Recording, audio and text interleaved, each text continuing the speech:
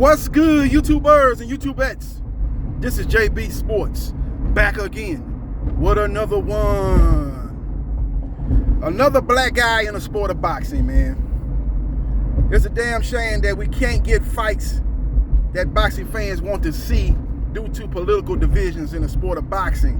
One fighter fighting on one platform, another fighter fighting on a different platform. And it's a prime example of a fight that a lot of people were assuming was going to go down between WBC middleweight champion Jermall Charlo and WBC contender Jaime Mungia. Fight's not happening.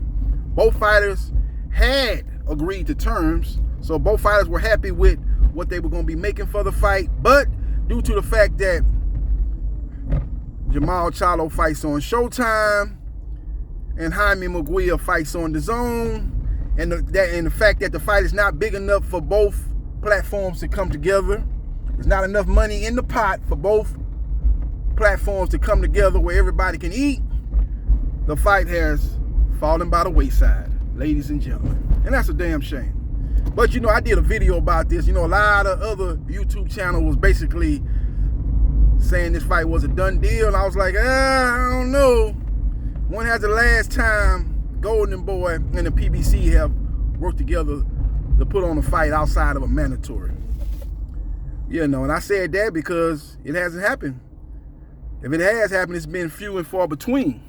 You know, so I wasn't just assuming that the fight was pretty much done and that basically all that needed to get done was dotting the I's and crossing the T's. I didn't see it that way. I knew it was political division that always crops up in the sport of boxing nowadays that can prevent big fights from happening. And this is another prime example of that happening. And that's a damn shame. But the fight's not happening. You know, Golden Boy wanted DAZN to be involved. The PBC wanted the fight to be on Showtime pay-per-view. You know, give both fighters a guaranteed minimum, with both fighters having potential to make much more than that on a pay-per-view percentage. But, again, DAZN wanted to be involved. Now, a lot of people saying, well, damn, why'd you get DAZN involved? You could have put it on Showtime pay-per-view and DAZN pay-per-view. You could have done it that way, but Showtime did not want another platform eating into their profits. That's basically what killed the fight. And the fight is not big enough where you can say, okay, I don't even care that you got another platform that can go down and watch the fight. You know, this fight is so big, this fight is going to make so much money, everybody going to eat. The fight between Jermall Charlo and Jaime Mungia is not big like Floyd Mayweather Jr. versus Manny Pacquiao. That fight was big enough where HBO and Showtime can come together because they know everybody's going to be able to eat. That fight is not as big as Lennox Lewis versus Mike Tyson. You know, Mike Tyson was with Showtime, Lennox Lewis was with HBO. That fight was big enough but both platforms could come together and everybody could eat. That fight is not big enough like those two fights.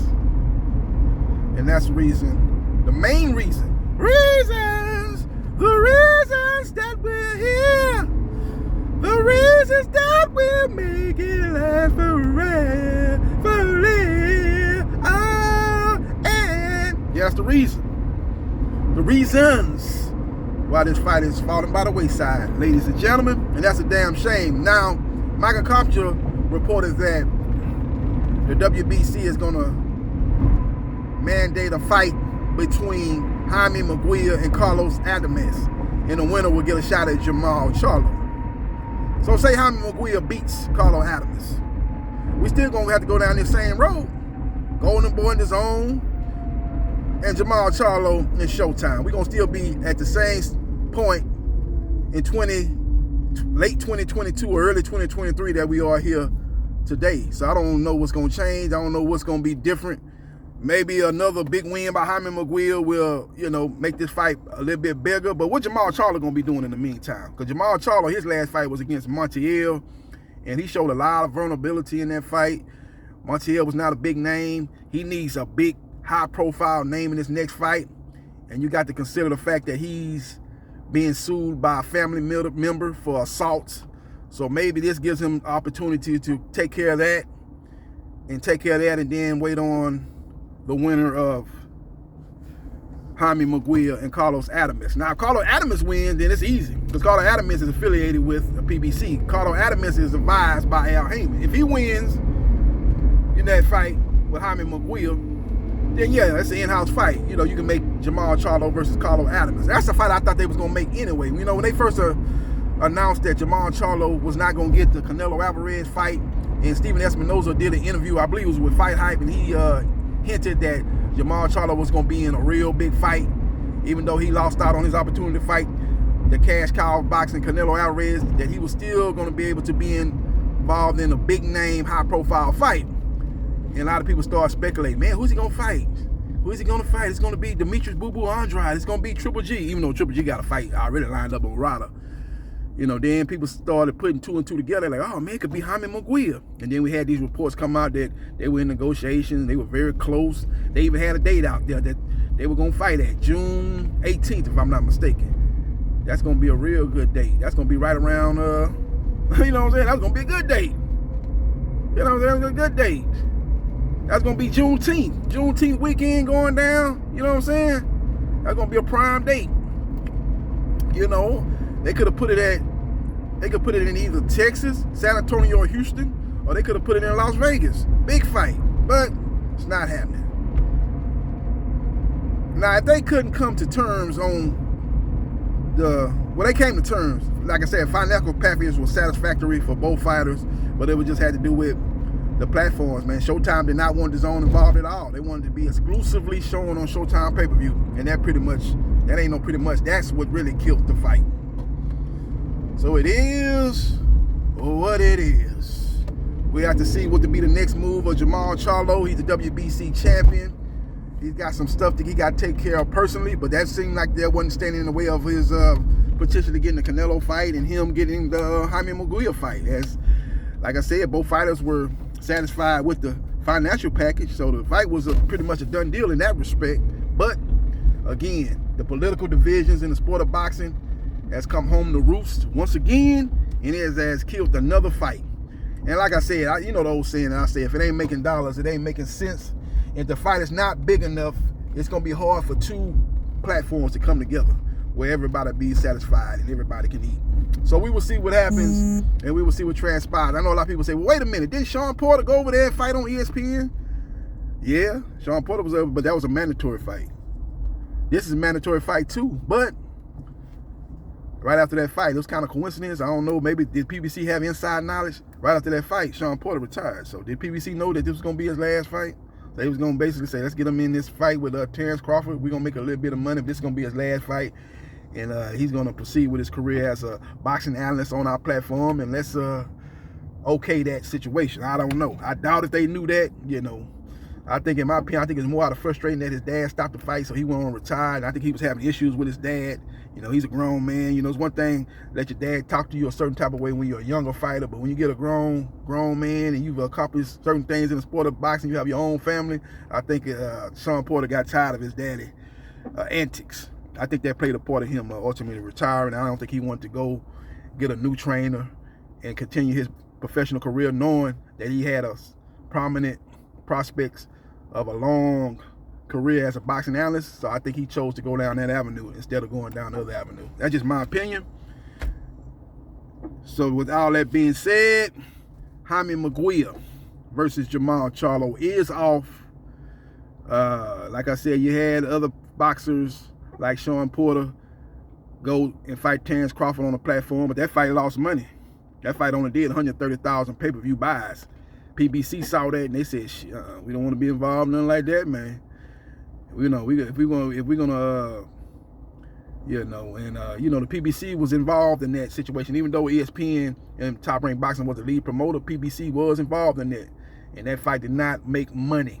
You know, both fighters got paid, but the fight did not make money. PBC saw that, so maybe they played a part in them not wanting Jermall Charlo to go over there and fight on DAZN. Now, they said DAZN in the Michael Carpenter article. Now, if it was been on DAZN, but DAZN is not a brand name here in U.S. when you talk about boxing here in the United States, you're going to talk about, ESPN and Showtime and Fox before you start talking about DAZN. Now, would a DAZN would have wanted to put that on DAZN pay-per-view? Maybe so. Maybe so they could have put it on pay-per-view. But obviously, Showtime did not want to be a part of that. They didn't feel the fight was big enough for 2 platforms to be putting the fight out for their audience. And they pretty much put the kibosh on the fight, man, saying either it's going to be on Showtime pay-per-view exclusively or the fight's not happening at all. And that's the reason why the fight's not happening at all. The point of it all, my love. Yeah, the point of it all is PBC wanted that fight exclusively on their platform. DAZN wanted to be involved, and Eddie Hearn kind of said this, man, when he was at the Canelo-Cato Plant fight, man, as basically said that the Showtime shunned him, and he felt like he wasn't wanted, and they played a part of him making sure that he got Canelo next fight on his platform, Matchroom Boxing in DAZN. And this doesn't do nothing to hinder the reputation that the PBC do not want to work with other networks, other platforms. They want to do everything in-house. Unless the fight is big, huge, they'll be willing to partner up with fights like Tyson Fury and Deontay Wilder. That fight was big enough. Well, again, ESPN and Fox were going to be making money off that fight. Everybody was going to be able to eat. And they had no problem not only doing the second fight, but doing the third fight with Tyson Fury and Deontay Wilder. This fight, again, is not as big as those as those 2 fights and the fights that I mentioned earlier. The fight between Mayweather and Pacquiao. Mayweather was with HBO, Pacquiao was with Showtime, and Lennox Lewis and Mike Tyson. Lennox Lewis was with HBO, and Mike Tyson was with Showtime. Those fights were big enough where both platforms would be able to eat. That's just the bottom line, man. If it ain't making dollars, it ain't making sense. And again, this is another prime example that boxing is more of a business than a sport, and it's looking out for the casual boxing fan over the hardcore boxing fan. Let me know your thoughts about Jaime Mungia and Jermall Charlo falling by the wayside, not happening. And let me know your thoughts about Jaime Mungia being ordered by the WBC to take on Carlos Adams. You think that's a good consolation fight to what we're not going to get in Jermall Charlo versus Jaime Mungia? Let me know your thoughts. And let me know your thoughts about the political divisions in the sport of boxing rearing their ugly head once again. Let me know your thoughts. Follow me on Twitter, JBsports 3303. Like, share, and subscribe to JB Sports. The man, the myth, the legend. And I holla.